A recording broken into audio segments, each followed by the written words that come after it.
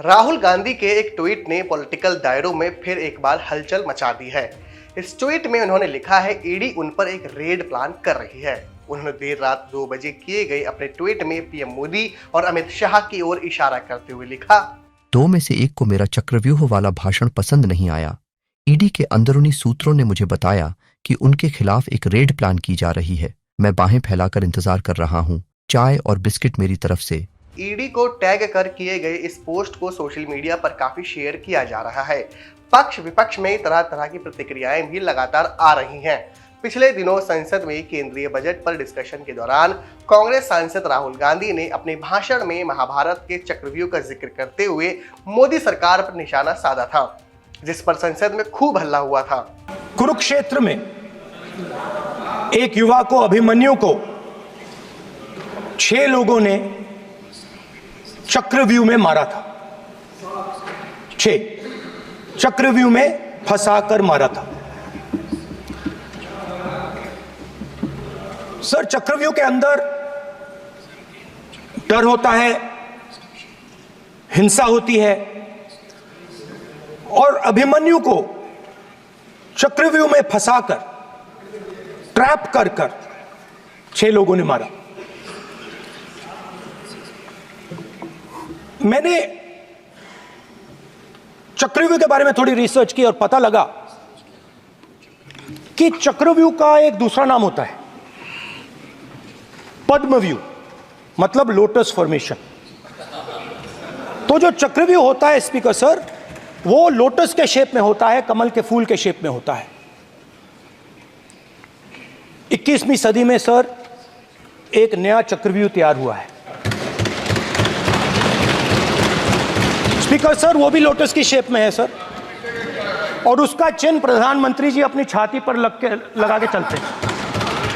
अब राहुल गांधी ने ईडी को लेकर जो दावा किया है, उस पर बीजेपी के नेताओं की भी प्रतिक्रिया आने लगी है। बीजेपी नेता और केंद्रीय मंत्री गिरिराज सिंह ने कहा, मैं समझता हूँ ये देश का दुर्भाग्य है कि राहुल गांधी संवैधानिक पद पर नेता प्रतिपक्ष हैं।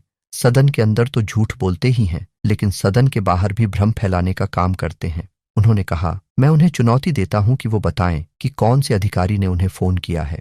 वहीं दूसरी तरफ कांग्रेस के नेताओं ने राहुल गांधी के ट्वीट का समर्थन किया है।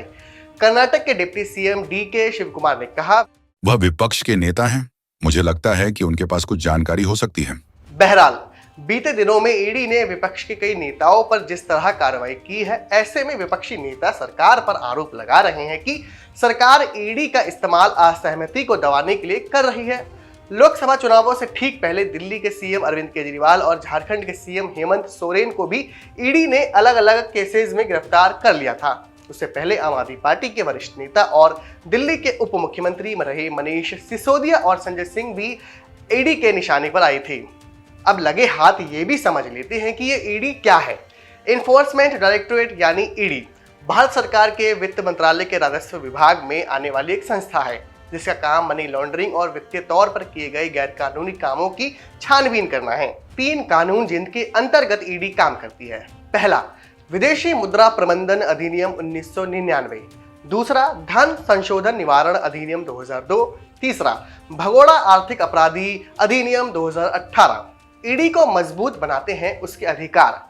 जिस तरह सरकारी जांच एजेंसी सीबीआई को जांच के लिए केंद्र सरकार, हाई कोर्ट या सुप्रीम कोर्ट और राज्य के मामले में राज्य सरकार की अनुमति जरूरी होती है, लेकिन ईडी को इन सब अनुमतियों से मुक्त रखा गया है, क्योंकि ईडी पीएमएलए के तहत गिरफ्तारियां करती है, इसलिए जमानत मिलना बेहद मुश्किल होता है। पीएमएलए यानी prevention of money laundering act के मामलों में ईडी 3 साल तक आरोपी की जमानत रोक सकती है। पीएमएलए असल में एक ऐसा कानून है जो कि आधुनिक न्याय सिद्धांतों से एक तरह से उलट है।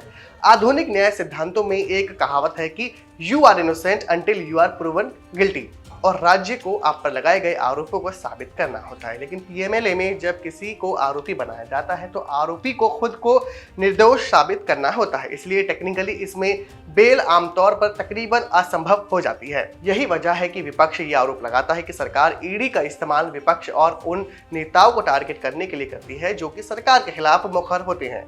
विपक्षी नेताओं का कहना है कि यह प्रवृत्ति लोकतंत्र के लिए बेहद खतरनाक है।